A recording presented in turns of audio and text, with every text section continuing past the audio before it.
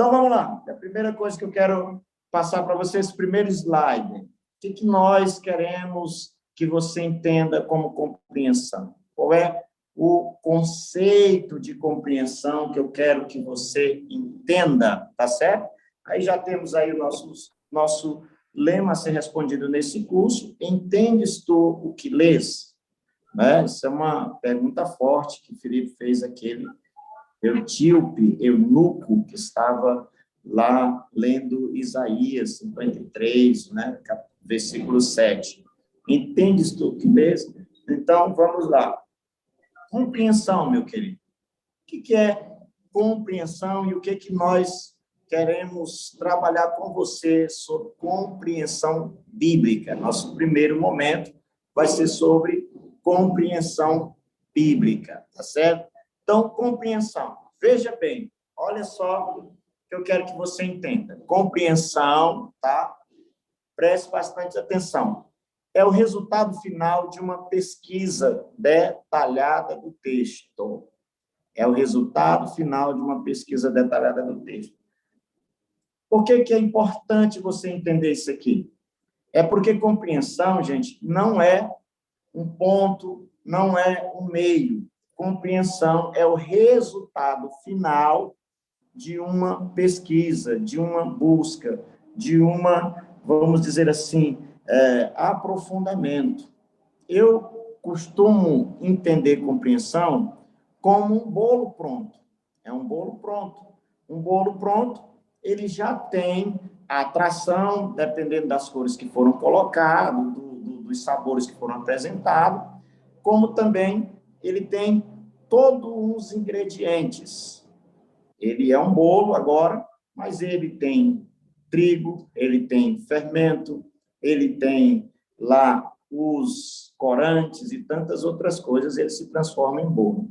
Quando a gente chega ao ponto da compreensão, a gente chegou ao resultado final dessa série de ingredientes que foram colocados. E aí a gente chega no que a gente denomina de compreensão. Então, compreensão, mais do que apenas ler um texto, mais do que apenas você decorar um texto, compreensão tem a ver com uma averiguação profunda do texto. Então, vamos lá. Prosseguindo. Ela visa decodificar o que está escrito e assimilar as principais palavras e ideias por meio de informações concretas. Por meio de informações concretas. Então, olhe bem, a compreensão, ela busca a sua realização, o seu análise final, através de informações concretas,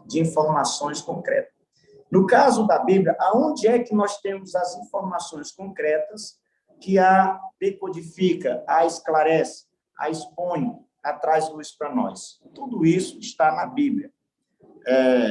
Você sabe que, e se não sabe, nunca esqueça disso, a Bíblia explica a própria Bíblia. A Bíblia, ela interpreta a própria Bíblia. As Escrituras interpretam as Escrituras. Ela é viva e ela tem esse poder de fazer isso. Então, a gente precisa fazer esse apanhado para que a gente possa ter compreensão. Compreensão vem de uma averiguação do que está escrito no texto, do que está escrito na Bíblia. É aí aonde muitas pessoas costumam ter dificuldade. Por quê? Porque a Bíblia, ela foi um livro escrito por várias pessoas diferentes, com mentalidades, grau escolar, estrutura, forma, maneira diferente de ser. Consequentemente, parte desses personagens está na sua escrita e também o tempo que ela foi escrita, que é aproximadamente quase 1.600 anos em que ela foi completamente terminada. E isso passou-se gerações e gerações, culturas, costumes, formas, maneiras de se viver, e tudo isso foi incluído no processo da construção da inscrição da Bíblia. E tudo isso tem a sua parte na hora de uma averiguação, tá certo? Mas nós partimos do pressuposto que o autor da Bíblia é Deus, o maior intérprete da Bíblia é ela mesma, e nós temos a ajuda, a iluminação do Espírito Santo para compreender o texto. Então, isso é importante. Deus é o autor da Bíblia. Então, a Bíblia, queridos, ela tem uma mensagem, um propósito, um objetivo.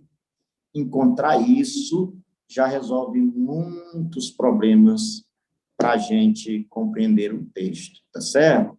Então, veja bem, nós estamos vendo um clima de muito extremismo. Tem hoje pessoas que dizem que os textos que valem são os textos do Novo Testamento, como se os textos do Velho Testamento já não fizessem mais sentido para nós.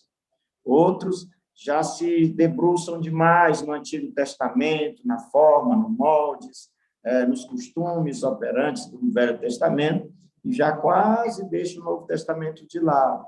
A Bíblia não é para ser vivenciada assim, uma hora eu estou no Velho, outra hora eu estou no Novo. Não, a Bíblia é um compêndio de 66 livros que trata de uma mensagem, um objetivo, um propósito. Então, a gente vai encontrar isso no Antigo, no Novo, esse propósito, essa mensagem, esse objetivo, ela está intercalada nos dois testamentos. Então, uma compreensão fiel da Bíblia não vai fazer essa distinção. O Novo é melhor do que o Velho é melhor do que o Novo. Não. O Velho era uma sombra, era uma aparência.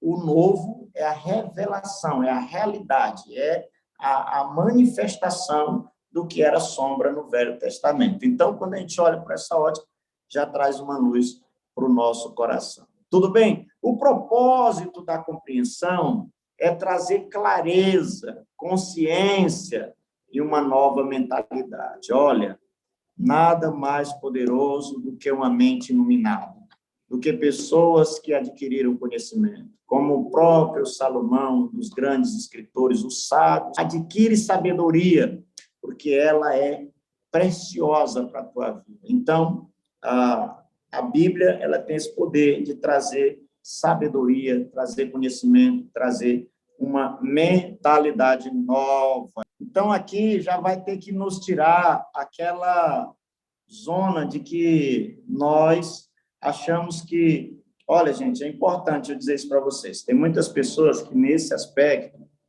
quer compreender a Bíblia, mas não quer demandar tempo de qualidade com ela, nem muito menos de pesquisar os assuntos relacionados a ela.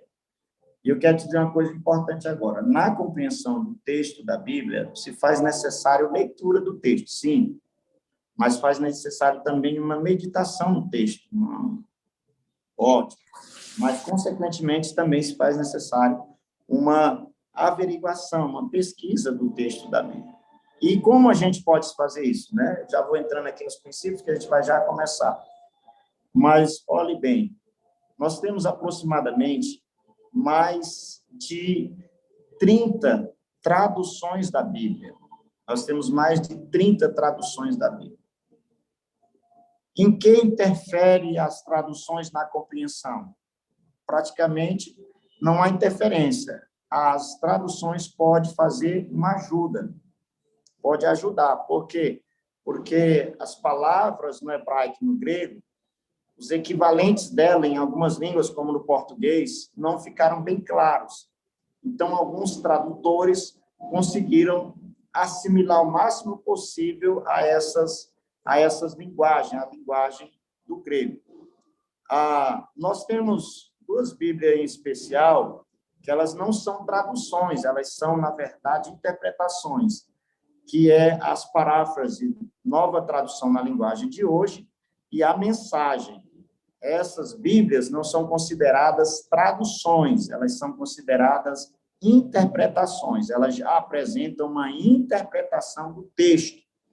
E isso é bom para quê? Para que a pessoa que vai estudar, que vai, sabe, averiguar detalhadamente o texto, analise a ótica desses dois aspectos, o texto da corrigida, da atualizada, da fiel, da contemporânea, da Nova Vida, da King James e de tantas outras, ele olhe essas várias formas e chegue a um denominador comum na mensagem central que a Bíblia está dizendo naquele texto, está mencionando naquela linguagem, tá certo? Então, de uma certa forma, as várias traduções, elas ajudam na compreensão, desde que a gente tenha, e é o que a gente vai aprender aqui na mentoria, a capacidade de discernir aquilo que realmente está coerente, está consistente, está autêntico ao que está dizendo o autor da Bíblia. Tá certo, gente? Está claro aí para vocês? Então, como eu falei, o autor da Bíblia é Deus. E uma coisa para a compreensão bíblica aqui, gente. Deus não falou nada na Bíblia que é uma linguagem de anjo ou uma linguagem de querubim ou de serafim. Toda a Bíblia, ela foi copiada, hoje traduzida em linguagem para humanos, para humanos. Então, na Bíblia, praticamente as informações da Bíblia têm a ver com a vida aqui na Terra. Ela está orientando, ela está instruindo, ela está corrigindo, ela está forjando para uma vida aqui na Terra. Então, o conteúdo dela, de Gênesis a Apocalipse, é uma linguagem humana. O que, às vezes, se tem de dificuldade nessa compreensão é que a humanidade, ela tem suas diversidades e suas gerações que têm seus costumes específicos. E aí, às vezes, a gente olhar para a Bíblia com a mentalidade de brasileiro, sendo que parte da Bíblia, dos acontecimentos, das figuras, da linguagem utilizada nela, foi em Israel, foi numa região distante, às vezes isso gera um obstáculo na nossa compreensão. Para eles, alguns tipos de linguagem são comuns, para nós não é, né? Para eles lá, por exemplo, a linguagem sobre muros, a linguagem sobre torres, a linguagem sobre cordeiro, a linguagem sobre sacrifício, para eles têm já uma realidade sobre isso. Para nós, isso precisa ser averiguado para a gente poder encaixar isso de uma forma melhor, tá? Mas o autor da Bíblia, Deus, ele escreveu, ele colocou aqui, inspirou os homens a falarem por ele, mas numa linguagem não de Deus, mas numa linguagem humana, tá bom? Estão me entendendo aí? Qual é o primeiro princípio aí, então, para a compreensão? O primeiro princípio é peça ajuda ao autor. A Bíblia é o único livro que lemos e o seu autor está perto. O que é pedir ajuda ao autor, gente? Óbvio que isso significa que a gente precisa orar. Para compreender a Bíblia, a gente precisa orar. Orar. A oração é você chamar Deus para dentro do texto.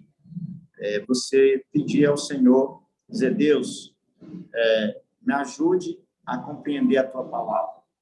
Deus, que o Espírito Santo me ilumine nessa reflexão que eu vou fazer da tua palavra. Eu quero aprender da tua palavra. Eu quero conhecer mais da tua palavra. Olha, agora aqui, bora no X da questão.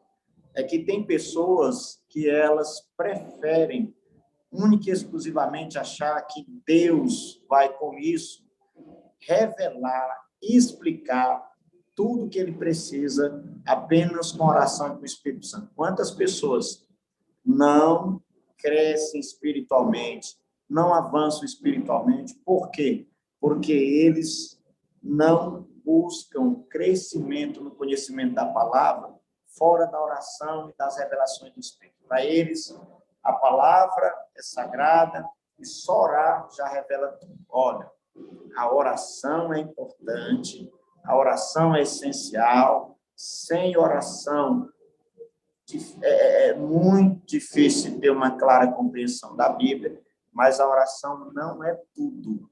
é um dos ingredientes que ajuda de forma importante o processo da leitura, da compreensão da Bíblia. Tá certo? Então, o primeiro princípio é: peça ajuda para Deus, gente. Peça ajuda para o Senhor, que Ele vai ajudar você, tá bom? Mas Deus não vai ajudar pessoas que vai se acomodar única e exclusivamente: oh, Deus, que eu quero entender a Tua palavra e me ajude a entender.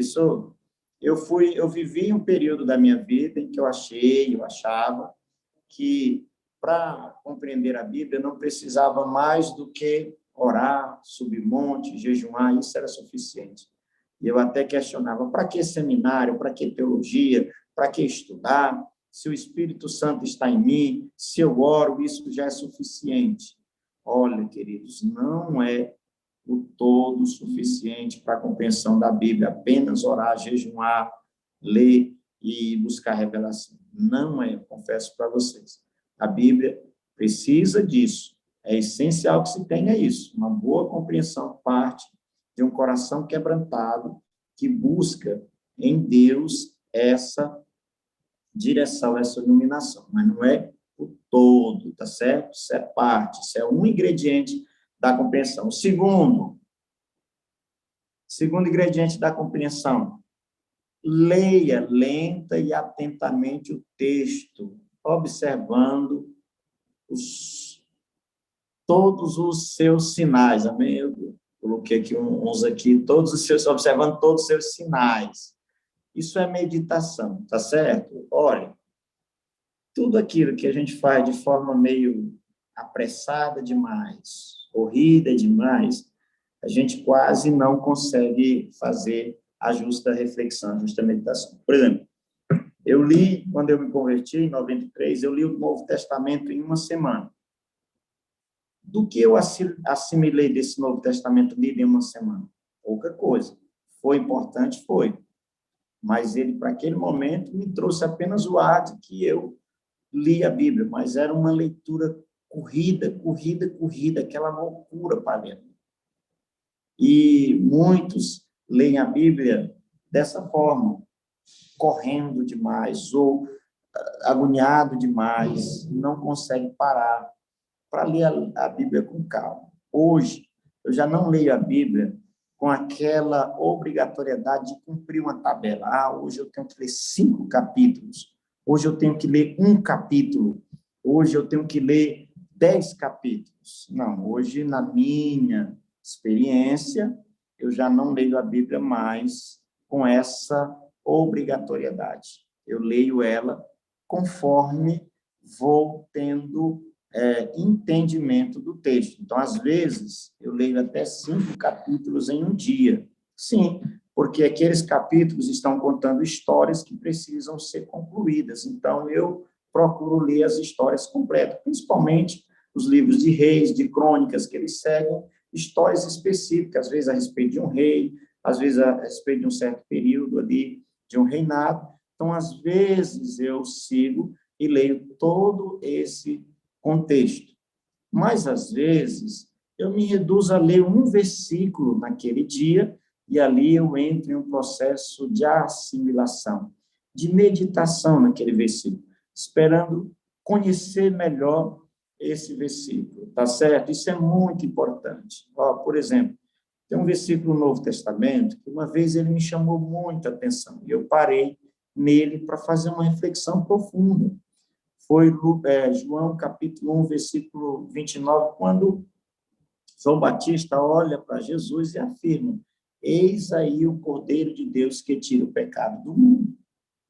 Eis aí o Cordeiro de Deus que tira o pecado do mundo. E essa expressão começou a ficar martelando a minha mente. Eis aí o Cordeiro de Deus que tira o pecado do mundo.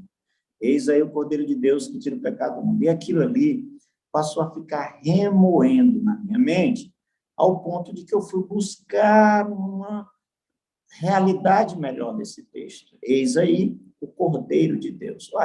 Mas ele está falando de um ser humano, mas referindo ele de uma forma de linguagem que é diferente. Está chamando ele de Cordeiro, mas ele é humano. Então, o que ele está se referindo ao Cordeiro? Será que ele está dizendo que Jesus é aquele cordeirinho mansinho, aquele cordeirinho frágilzinho? Ou será que ele está chamando Jesus de um animal? Não.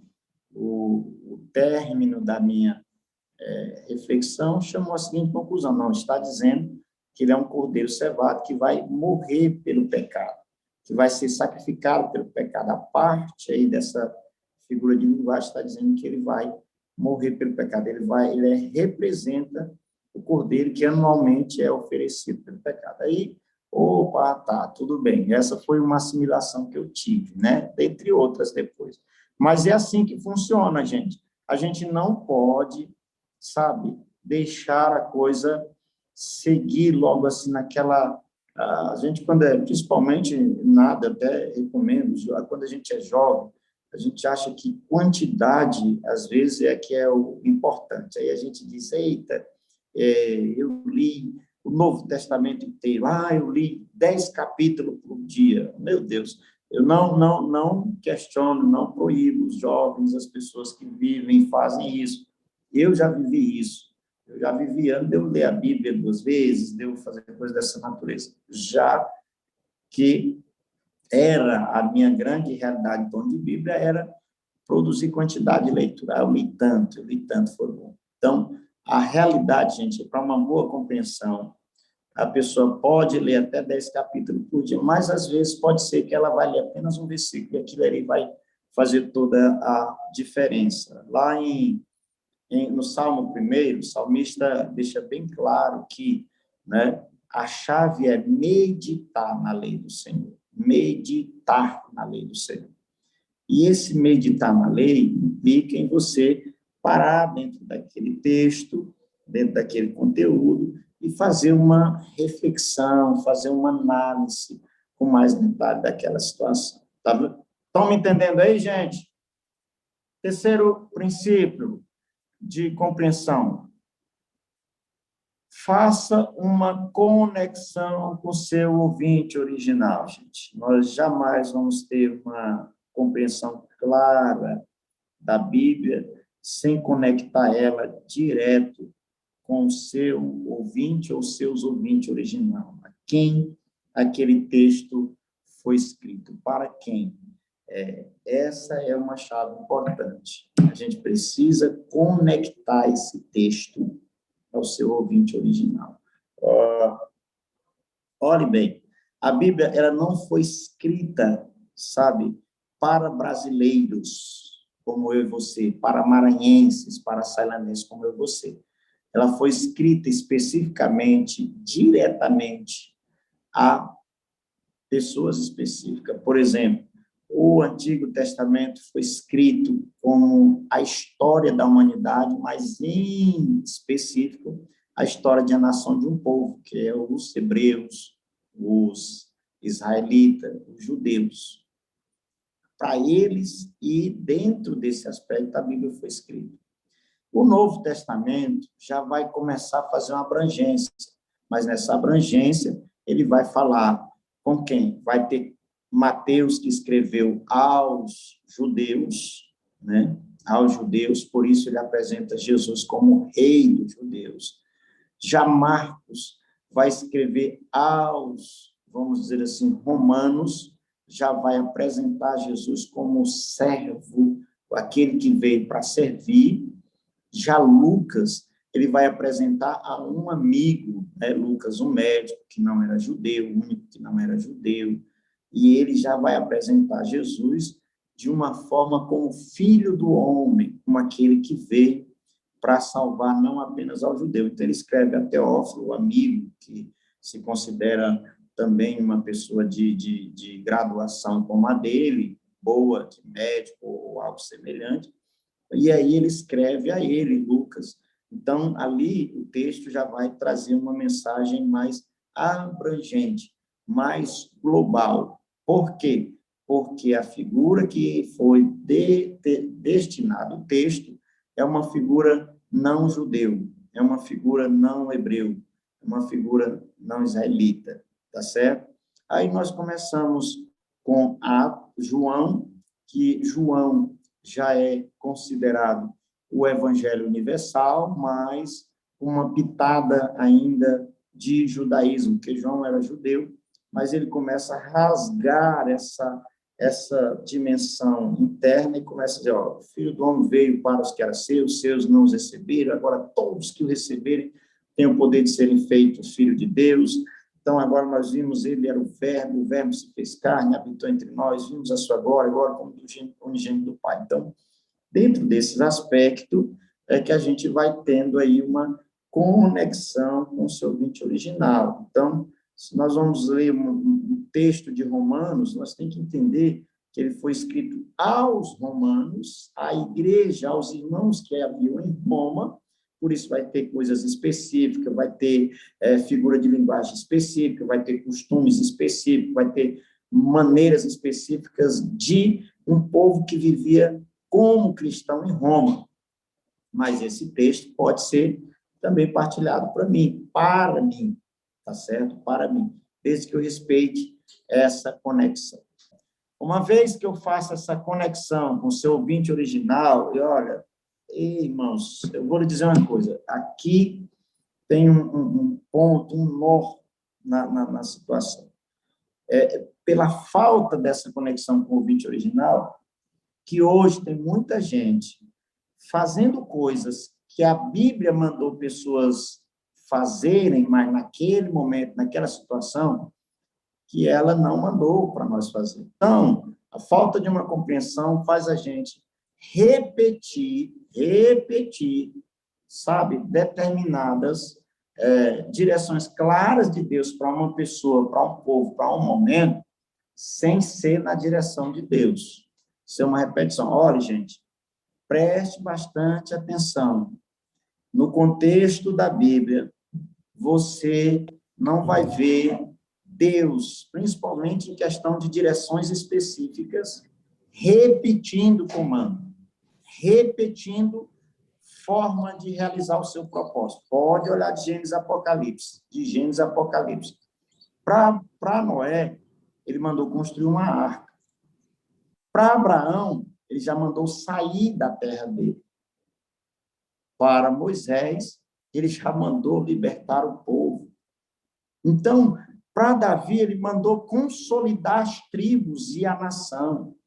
E aí, dentro de cada uma dessas realidades, foi dado instruções específicas, que a falta de nós conectarmos esse texto com essas realidades, a gente não consegue. Muitos criam aí ilusões espirituais, que é estabelecer uma prática que foi específica para uma determinada pessoa, povo ou momento, sendo que ela não está sendo Deus mandando para nós, tá certo? Então, eu acho que vocês há de convir comigo que muitas coisas que já foi feito dentro desse aspecto, os resultados não foram os mesmos. Por exemplo, quantas vezes nós não já vimos e fizemos a campanha de 21 dias de Daniel? Aquele caso lá, houve uma especificidade, houve uma realidade que foi extraordinariamente vivenciada. Então, eu não estou aqui anulando o princípio de se estabelecer tempo de jejum e oração. Eu estou dizendo de se ficar repetindo formas e fórmula e costumes que foram fixados lá naquela realidade, sem que se extraísse a realidade do princípio e vivesse o princípio. Tudo bem, gente?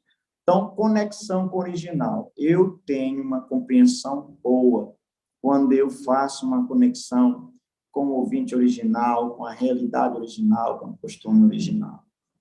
E aí, partindo disso, para uma boa compreensão, eu preciso fazer uma conexão, faça uma conexão com você.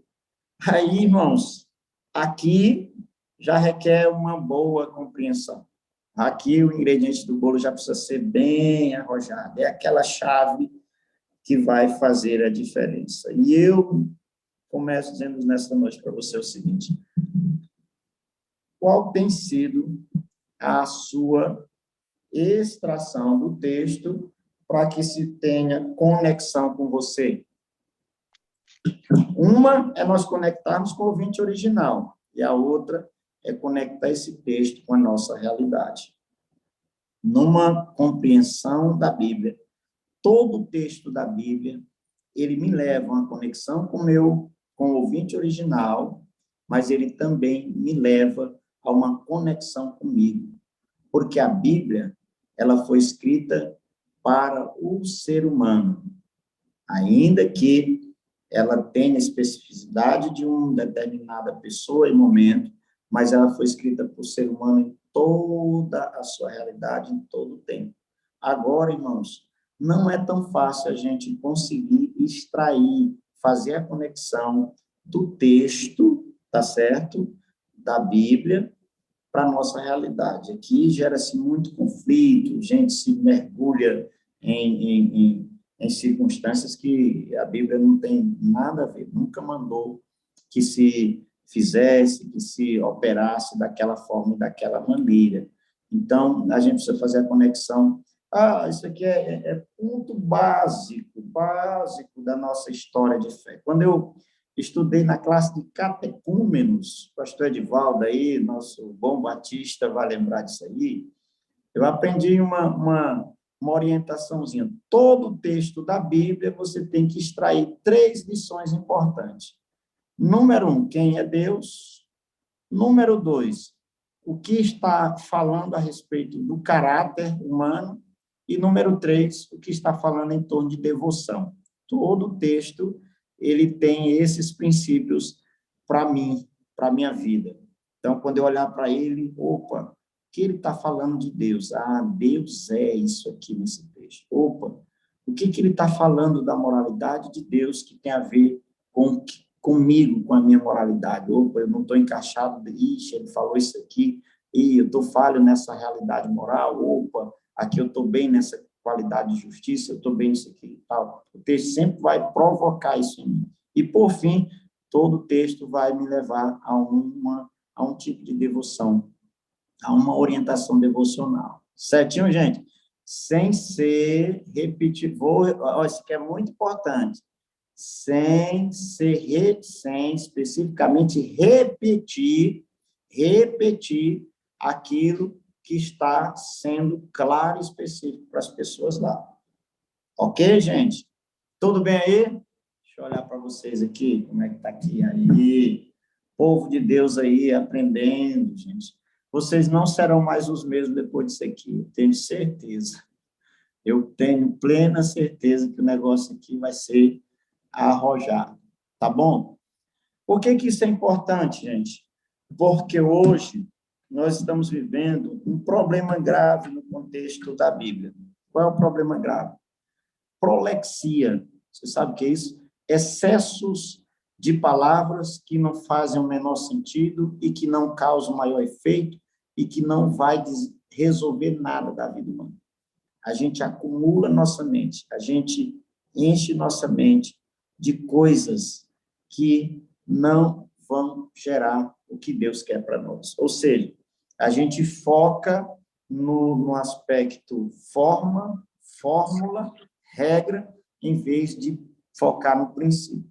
Quantas pessoas não já passou noite sem dormir, preocupada com a fome, né? Até na live com o Rafael, nós estávamos olhando que lá em Esdras, quando levantaram o púlpito de madeira, que Esdras pegou do púlpito de madeira, que explicou que as pessoas se curvaram, ficaram de pé, depois ficaram de joelhos, e as pessoas choraram, foi aquela coisa maravilhosa. Por quê? Porque a chave ali não foi o púlpito de madeira, não foi a postura de Esdras lá naquele púlpito, nem o povo de joelho, nem em pé com as mãos levantadas, que foi o diferencial.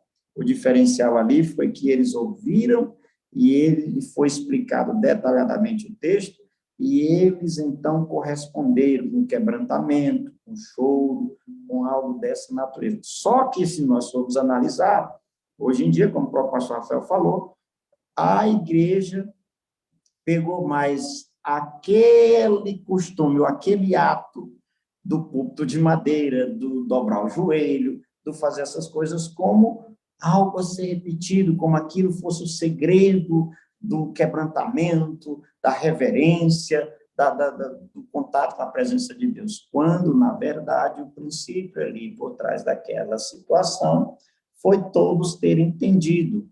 E quando eles entenderam, quando eles compreenderam o texto, a coisa ficou de maneira extraordinária. Então, ver pessoas repetindo fórmula, sabe, direções específicas para um determinado momento, é comum. Agora, verem pessoas extraindo os princípios, sabe, buscando compreender o princípio por trás da situação, é outra história. Quantas pessoas hoje não estão usando pano de saco, quantas pessoas não já usaram? Gente, eu não estou dizendo que eu sou contra isso, eu estou dizendo que se faz jus um discernimento dessas realidades. Eu só jogar um pano de saco em mim, ou jogar cinza na minha cabeça, não vai me dar o justo quebrantamento, arrependimento que se faz necessário. A chave por trás do pano de saco é um quebrantamento, arrependimento genuíno, um coração verdadeiramente desviado agora dos ídolos do mundo e voltado para Deus. Tá certo, gente? Fazer essa conexão. Meus queridos, eu quero aí ouvir alguma pergunta, alguma coisa, alguém está conseguindo. Não deixe o sono tomar o seu coração, porque essas chaves são poderosas e elas vão desatar a sua vida. Você não vai ler mais a Bíblia do mesmo jeito, você não vai tratar a sua Bíblia da mesma forma. Os amados, existem coisas que só vão frutificar na nossa vida através da compreensão. Existem coisas que só vão fluir na nossa vida através da compreensão. Por quê? Porque nossa mente está travada, está presa em, às vezes, fórmula, costumes e o princípio. E a maneira que Deus tem para nós está, sabe, obscura, está escondida, que a gente não consegue ver, porque o nosso olhar para a Bíblia está ainda preso, travado nessa circunstância. Por isso, eu quero te dizer, compreensão. Essa expressão tem a ver com a gente fazer essa análise. A gente pode ver isso dentro que envolve muitos aspectos teológicos. Aqui, o que eu estou falando dentro do campo da compreensão, envolve muito aspecto que nós vamos estudar mais na frente, um pouco, não é especificamente, mas a exegese, né? A própria hermenêutica, a própria homilética, a gente vai passar um pouco nisso aí. Mas só que a realidade aqui é compreensão, entender a Bíblia, entender a Bíblia. A Bíblia, com 66 livros, tem uma mensagem, tem um propósito, tem uma lente que nos faz ver o todo da forma que Deus estabeleceu. E a lente que nós precisamos olhar para a Bíblia é Jesus Cristo, não é isso? Então, você vai ver o cordeiro que era sacrificado no Antigo Testamento, ele apontava para o cordeiro que João viu à beira do Rio Jordão e disse, eis aí o cordeiro. Aquele cordeiro animal normal era uma sombra que apresentava o cordeiro Jesus. Então, quando eu olho hoje para cordeiro no Antigo Testamento, eu logo me remoto ao Jesus pendurado na cruz como cordeiro mudo perante seus tosqueadores, dando a sua vida em meu lugar para pagar os meus pecados. Upa! Isso é a luz que a Bíblia precisa ter para nós. Agora, o que nós não podemos é cair no erro de vivermos apenas repetindo as fórmulas que eles praticaram ou as orientações que Deus deu para eles. Nós precisamos captar o princípio por trás disso tudo, tá bom? Outro problema que a gente vê dentro desse aspecto, dessa falta de conexão para os dois lados, porque quando eu faço essa conexão para os dois lados, ela vai me dar equilíbrio. Eu vou conectar esse texto com o ouvinte original, eu vou conectar esse texto comigo, ele vai me dar equilíbrio, ele vai me dar uma posição, porque senão a gente fica com aquela coisa de ficar só como é que a gente pode dizer, aquele conteúdo bíblico na mente, mas que não faz o menor sentido na vida. Isso aqui é muito importante, ouça bem isso. Não é o fato de eu ter muito conteúdo bíblico que vai fazer o efeito necessário em mim. Esse conteúdo, ou essa minha leitura da Bíblia, tem que ter feito essa assimilação, tem que ser feita essa conexão com a minha vida. Deixa eu dizer para vocês aqui outra coisa importante nesse processo. Nós vamos finalizar aqui. Vocês viram aí que a compreensão, ela não é apenas o resultado de uma leitura. A compreensão não é apenas resultado de uma memorização de texto. A compreensão, ela é uma averiguação, sabe? Perspicaz, detalhada. Em primeiro lugar, com uma mente espiritual, com a mente, ou seja, com a ajuda do Senhor.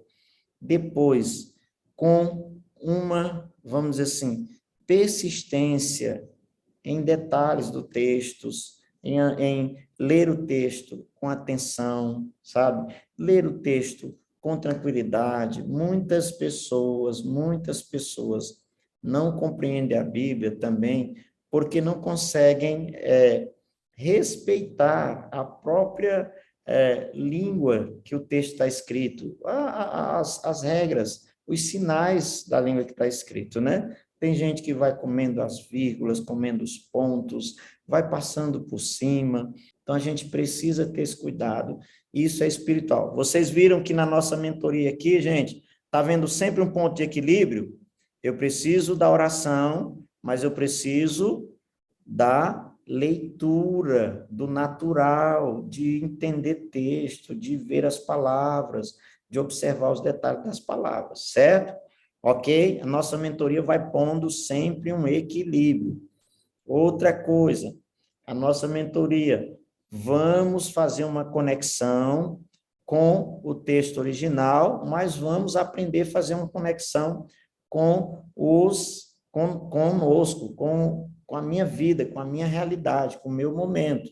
Ponto de equilíbrio. Eu conecto ele lá com o lugar onde ele foi escrito, eu conecto ele com a pessoa para quem ele foi escrito, eu conecto ele com as pessoas com quem ele foi escrito, mas depois disso aí, eu preciso puxar esse texto para uma conexão pessoal e individual. Tudo bem, queridos? Vamos ficando por aqui? Alguma pergunta mais aí?